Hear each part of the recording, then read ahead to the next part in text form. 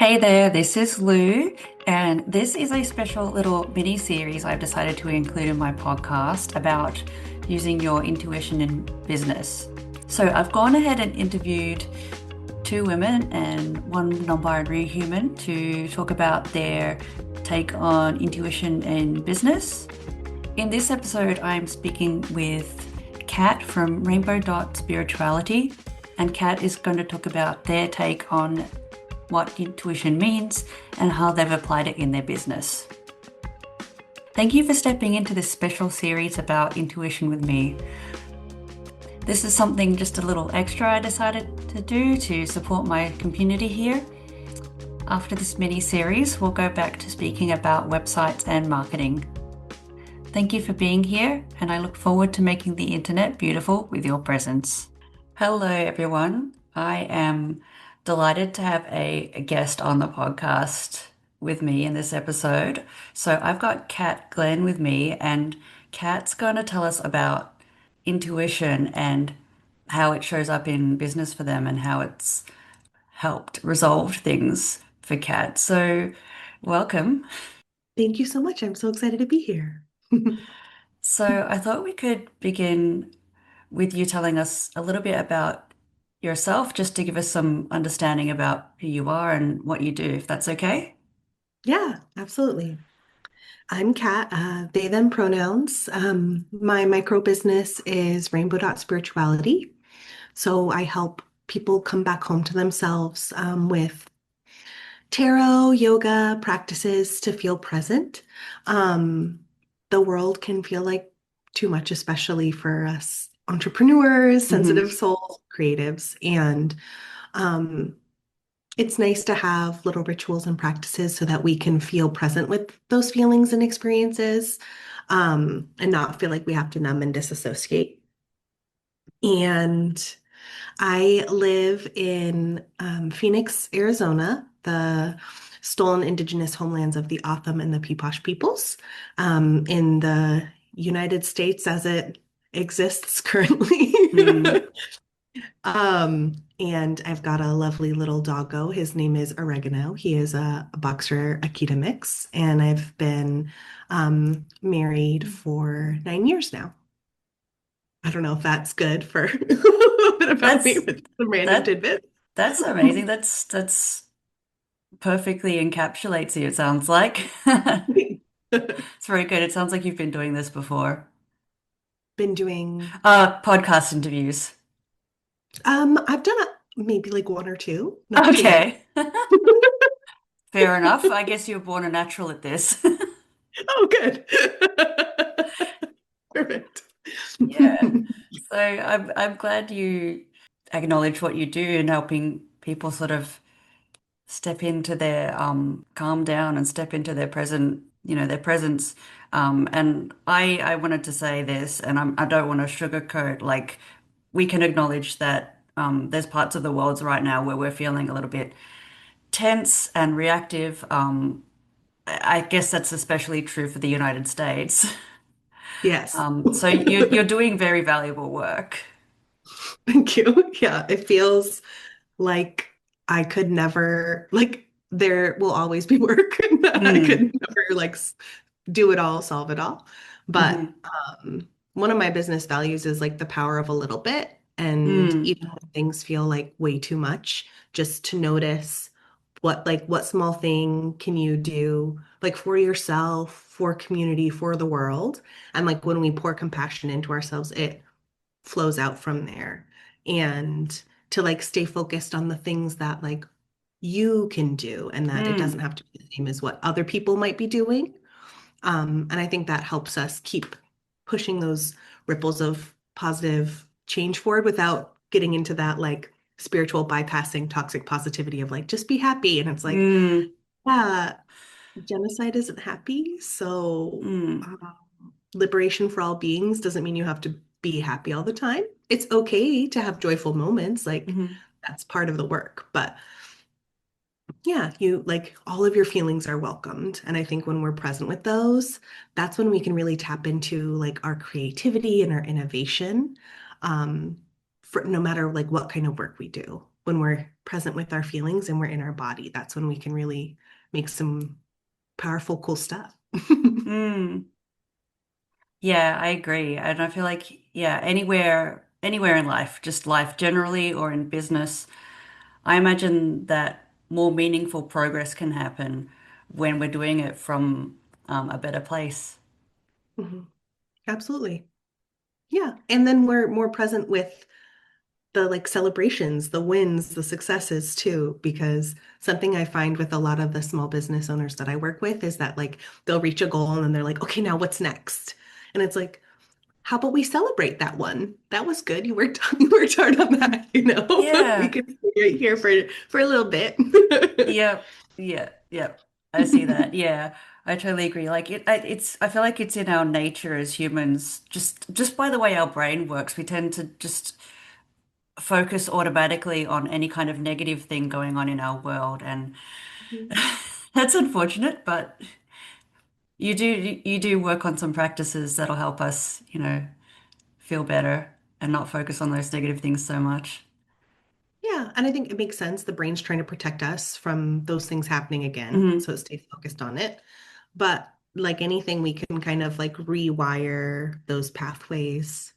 And think our brain, like things are trying to keep us safe, but like we've got it. We don't have to protect ourselves from the big feelings. We can be Mm. with them and, and choose like whatever feels joyful, whatever feels aligned, whatever's Yeah. right for you in that Yeah. moment. Yeah. Perfect. So, Kat, pretend I know nothing about intuition. Mhm. Explain it. Yeah, there's many, many schools of thought on intuition. So I'm just going to give a quick little dirty on Hmm. like some different ways to conceptualize it because everyone experiences it different. Okay. Some cultures and teachings talk about it like your gut reactions. Mm. Some people talk about like your body wisdom, like that yes or no you get in your body. In yogic philosophy, it's like our third eye, our intuition, that inner knowing. And I think they're all beautiful descriptions of it. And Mm. it's that, like those little tinglings that you get where you're like, oh, I knew it. Someone tells you a story and you're like, I knew that was going to happen. I Hmm. like, I brought my sweater today and I had no idea why. And then the air conditioner was broke at work and I was so cold and I was glad I had my sweater. Like all those little moments, those are, in my opinion, intuition.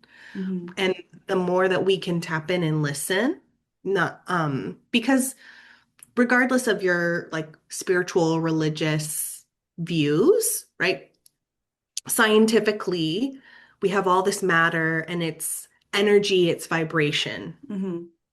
And to think that we're not affected by the other energy and vibrations around us, I think is maybe like a little egotistical. If you Mm. go put your feet in the grass, that can feel nice and soothing because you're affected by the vibration of the earth of the grass. Hmm.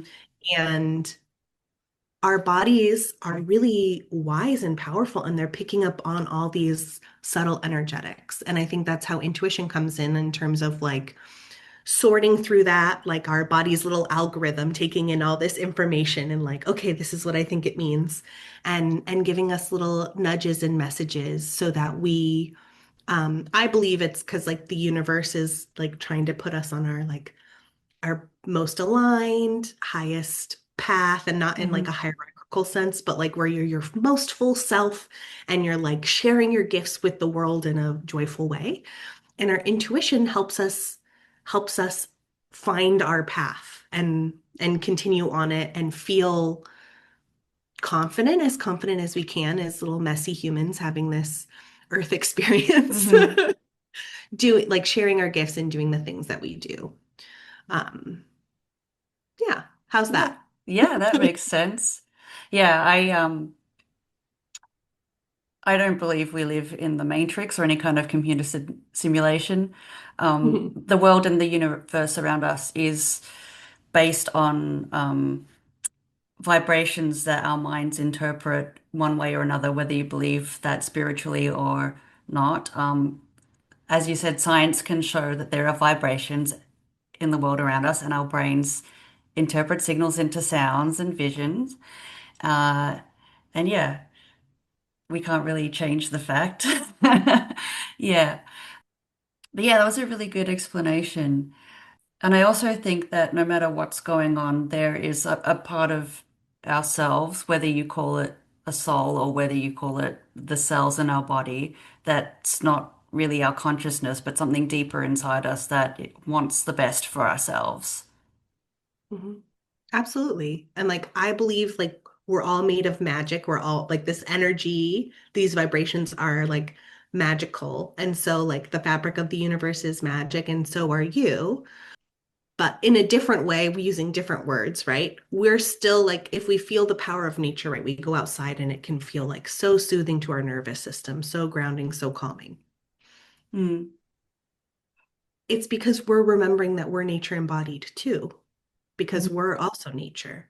And so there's lots of different ways. One of my mentors says, like, creator, the universe, God of your understanding, like whatever language you want to use, mhm, vibration. Like, to me, they're just different conceptualizations of like the same thing. mhm, And I think that's so beautiful because diversity begets so many different perspectives and ways to talk about it so we can, resonate with the ones that resonate with us and other people can understand in a different way. It doesn't have to be the words that I use that like mhm, you that feel good for you, right? mhm, But we can talk about it in these different ways. And I feel like you see that with like a lot of indigenous teachings from different cultures, right? Like there's like yoga and tai chi and like movement and like most cultures have like some sort of drumming and like making mhm, medicine from plants and like I think that's really cool and beautiful how people are like trying to understand the world, trying to understand ourselves, and we mhm, end up in very similar places even if we like put people in different places and they're like, you know, find the meaning of life. mhm. People are out there doing it and yeah, it just tickles me. Yeah, I love that too. I kind of wish there was more of that stuff in my local area that I could interact with because th there are Indigenous people in Australia, but Mhm. they don't really have that much presence around here. Mhm. If you know anything about our history, you know, which Mhm. is kind of a bit disappointing. But I was just thinking, just generally, like these cultures had a lot of stuff figured out before the white colonizers did. Mhm. They had it figured out in such a deep way, and you could just look at them and go, "Oh, but they're just primitives living in mud and stick huts, like they don't know anything." Yeah, I feel like the most primitive thing is like the judgment. Like, Yeah. like, oh, they don't know what they're doing. And it's like, yeah, but it just looks different. Mm, I think too is like one of the greatest travesties of white supremacy and like colonization in general is that it disconnects us from our roots.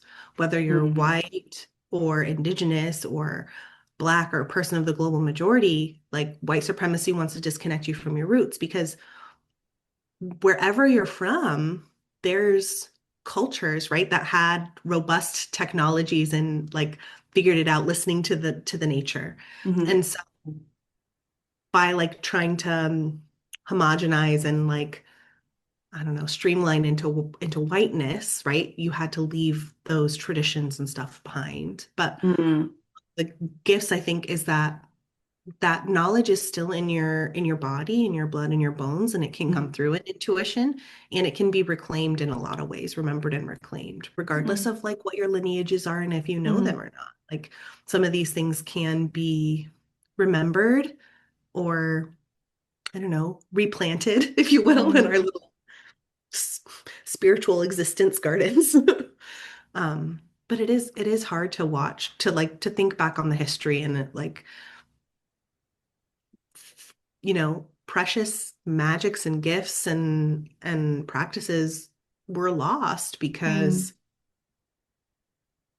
because of like fear and judgment and like if I'm gonna like bring it full circle, it's like that's why it's really important to stay present with our feelings. Mm. Because if we have processes to be like, I'm afraid, like I'm afraid of this different thing, right? Yeah. Which is like kind of a human response. It happens, um, to move through that and then not like act completely guided by that fear.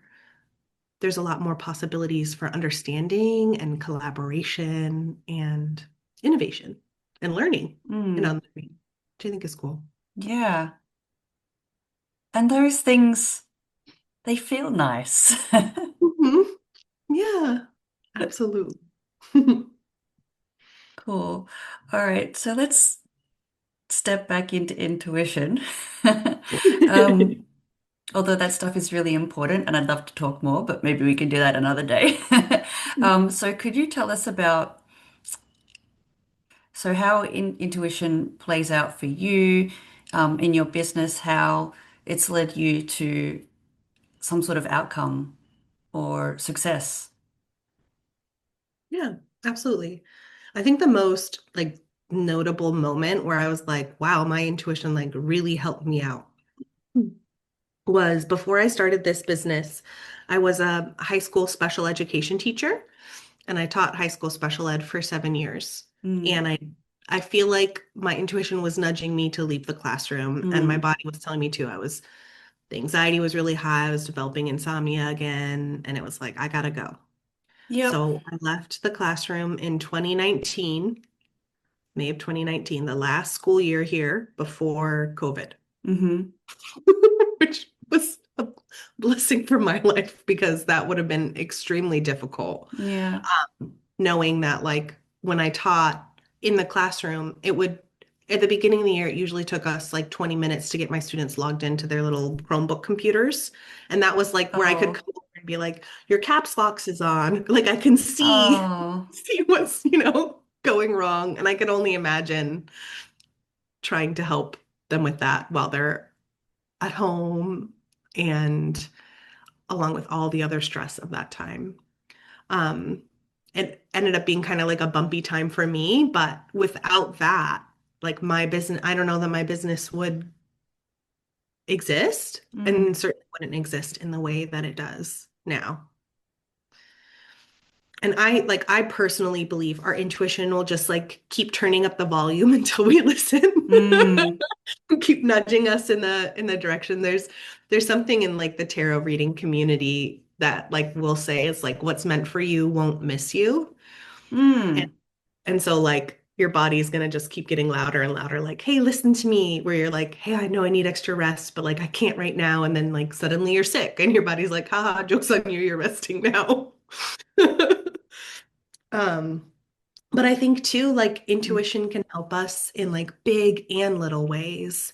Mm. One of my like, especially if you're like newer to intuition or tapping into like body wisdom, one of my favorite practices, and I still use it even though I like to make space for like listening to my intuition and use it to help me like with pricing and like deciding if I'm going to launch something, picking a date, when am I Mm. going to do this event? Um, but it's a practice called body pendulum. So I don't know if you're familiar. It's a little magical tool. It's like a little chain with a little rock on the end, and you can use it for divination, Oh, basically. yes, that thing. Yep. Yeah, to get like yes, no answers. Hmm. But you can also do that with your own body. And Mm. I personally prefer body pendulum because I'm never somewhere without my body. Mm. And you can calibrate like your body pendulum basically so you know what a yes answer and a no answer is. And so for Mm. me, yes is leaning forward, no is leaning back. But you can find out whatever direction it is for you. Maybe it's right or left by asking questions you know the answer to and then figuring out where your yes or no are. And that can be really helpful because sometimes we're out and about, especially if you're like at a networking event and you're meeting someone and like maybe there's like a time sensitive decision that you need to make. But it's hard when you're, maybe a little more, your nervous system's a little more activated, you're a little more anxious. Um, you're feeling everybody else's vibration and energy. Mm. And so if you can just like take a little minute and like check in with your body pendulum, it's like, do Mm. I want to agree to host this thing or say yes to this event. And it can be really helpful. And the more we listen to our bodies, the more we hear those messages before they start turning, before our body starts turning up the volume. It's just Mm, nice. It's nice to feel grounded and confident. And I think like getting that yes or no from your body can feel really empowering, which I love to see for people. mm. Yeah, it's a beautiful thing if you've got it. Mhm. If you don't, then the aftermath of whatever you've done can be messy or awkward or you dwell on what happened because it was messy and awkward. Mhm. Yeah. And I feel like, sensitive people, and I find like small business owners especially tend to have a lot of like people pleasing and perfectionism patterns, right? Mm, So we're more inclined to say yes to things that like don't actually feel good for us. mm, And so I love body pendulum and other like tapping into your intuition practices so that people kind of feel more strong in saying no to things that are a no for them. mm, And no's clear room, clear space in our little business gardens for the things that we actually want to grow to like blossom and bloom. Like if we have too many things in our garden, they kind of tend to suffocate each other. So you got to pull out the little weeds and yeah. maybe what I think is a weed, you think is a beautiful bloom and you would like want to keep in your garden. Um, but yeah, I love that if you're like working on healing those patterns too, like body pendulum and your intuition can help you Mm, just feel more strong, feel more confident about what's right for you and choosing that because it's a choice that we can make. yeah, exactly. And not just that, but the way that you describe things, the metaphors that you use, like that may not be the thing that clicks with you. And that's Hmm. totally okay too. You could use a totally different metaphor in your own mind to represent the garden or whatever else you want to call it. Hmm. Absolutely. Yeah, I know some people that feel like their intuition is like a color or a Mm, sound or like can have a texture or a certain vibration. They're like, I can feel like I can feel the vibrating right between, my eyeballs and my eyebrows, or like I can feel like everyone's different and that's mm, so cool. And the more that you tap into yours, that's just such a beautiful thing. yeah. Yeah, like for me, it's kind of like the Eastern concept of chi or ki. I feel like my ki is sort of extending out of my body and pulling me towards a person or a place. Mhm. It could be like that. Yeah, absolutely. And I love hearing how people experience it. One, Mm, because we'll have like a bunch of Gemini placements on my astrological chart, and we love to hear people's stories, hear the tea. But it mm, also helps me as a space holder because the more different experiences I hear, the more I can offer, like, oh, for some people it feels like this. And then they could be like, oh, mine's kind of like that. And because it's human nature to want to feel seen, and knowing how other people experience it can help me help someone else feel seen. And I think that's really powerful too. mm. Yeah, that's beautiful. I think it really helps to yeah, be able to relate to the people that you're working with. Yeah. Because we're all different and it feels different for a lot of us. And I find this really true in like the spiritual magical community, but then I also find it really true in like the small business community where you have like Mm, marketing pros that are like, this is the way to like sell your yeah. thing. But like the magical community is like kind of the same, like this is the way to tap into your intuition. And it's Mm, like, it's a way, but like yeah. it might give you the ick and you have to find a Yeah. different way, and that's okay. Yeah. I was going to say, like, if anyone happens to be listening to this and if they're still listening and they just, the word magic just, it doesn't connect with them, like, there's other ways to explain what this is, right? Mhm.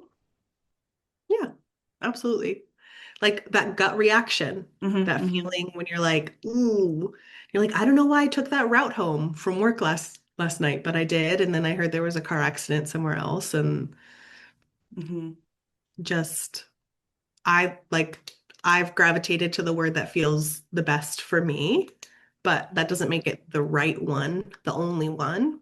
Find the things that feel good for you. And I think like whether you call it intuition or gut reaction or whatever, like feeling really like grounded and solid and like what you want to do and what how like you choose to spend your time is power. Like Hmm. that's really cool. And Mm. like you want to call it intuition, cool. If you don't, also cool. Whatever works for you, whatever helps you Mm. do things that you do, because like your work is needed in the world. Mm. Yeah. Yeah, that's true for everyone. Hmm. Absolutely. And like only you like can do the work that like you're called to do. Hmm. Everyone has like their different calling and the way that their like gifts, their talents mix in with like the things that they feel in their heart like really drawn to do. And Hmm. we're all needed for like different roles. And in yogic tradition, it's called like dharma, that like overlap of like your talents and like that feeling of responsibility towards like community in the world. And Mm. they're all like these are all just different tools to help us share our gifts, our Hmm. talents with our magic, if you will, or not. Yeah. Yeah. And what you said earlier was really cool, that knowing that you can tap into your intuition, your present moment awareness, your gut feeling, that is powerful. Knowing that you've got that, remembering that you have that, even when you might be feeling, oh, I'm so overwhelmed, there's so many things going on. Ah, like if you can remember that and remind yourself that you have this power, I think that's really warming to know. Yeah, absolutely. And if it's feeling like hard to hear, a little stuck, generally that means you just need to carve out a little bit more space for it. There's probably a lot of other noise that's drowning it out. This happens to me when I go to my friend's yoga class and I've been like busy, busy, busy, and I'll like finally lay Mm. down and I'm like, suddenly I'm writing my email newsletter and I'm like, all these like, we've cleared out some space and like all the creative ideas are coming through. And so, like, whatever carves out space for you is how you can, create that spaciousness in your life and your business. And that's how, like, that connection with like that gut reaction, that intuition, and your creative flow Mm. will come on. We need space for it to flow, to like literally come through. Yeah, exactly. Yeah, so true. Well, this is actually a good moment to wrap up, but before we do, this is also a good moment to segue into um, telling us how we can work with you, because it sounds like you can teach us, Kat. Yeah. Yeah. So tell Thank us you. how you work. Yeah, I have as a neurodivergent entrepreneur, I have a variety of different offers. I would say the most aligned one is my newest one. It's called Magic You Seek, and it's a micro learning course and community. So each lesson somewhere between like 2 to 15 minutes long, Mm. to help you tap into your psychic gifts, to tap into your intuition more. And then I also offer tarot readings, one-on-one present sessions, and even deeper containers if that's something that you're interested in. But Hmm. um, yeah, I love connecting. So feel free to hop on my newsletter, follow me on social media at rainbow.spirituality. I do little daily presence moments that are usually like a minute to 3 minutes long to just help you come back in your body. And that'll give you a good sense of what it's like to work with me if you're Yeah. interested. Get that yes, no in your body, your intuition if it's a Oh, good that's fit. perfect. That's awesome. Yeah, so you work with people in person in Phoenix or online as well? Yeah, in person in Phoenix, and then I actually end up working with more people all over the world via Zoom. Uh, I find that people that are very values aligned find me, and a lot of them tend to live outside of Phoenix, outside of the Mm, US as well.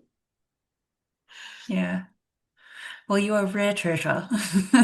Oh, thanks so much. It was such a pleasure to come in and chat with you. And yeah, I'm very grateful to be connected. Excellent. Yeah. I'm really glad we could have this little chat. Thank you, Kat. Thanks so much. I'll see you on the interwebs. Yes, I look forward to it.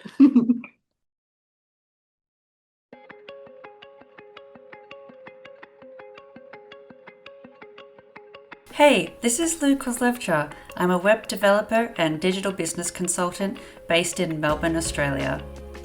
I help coaches and professionals build websites that position them as trusted experts in their zone of genius. If you're looking for a totally new website or a revamp, this is exactly what I do, and I can help you from beginning to end and even after your website is finished. So if this is something that you could use some help with, do feel free to reach out.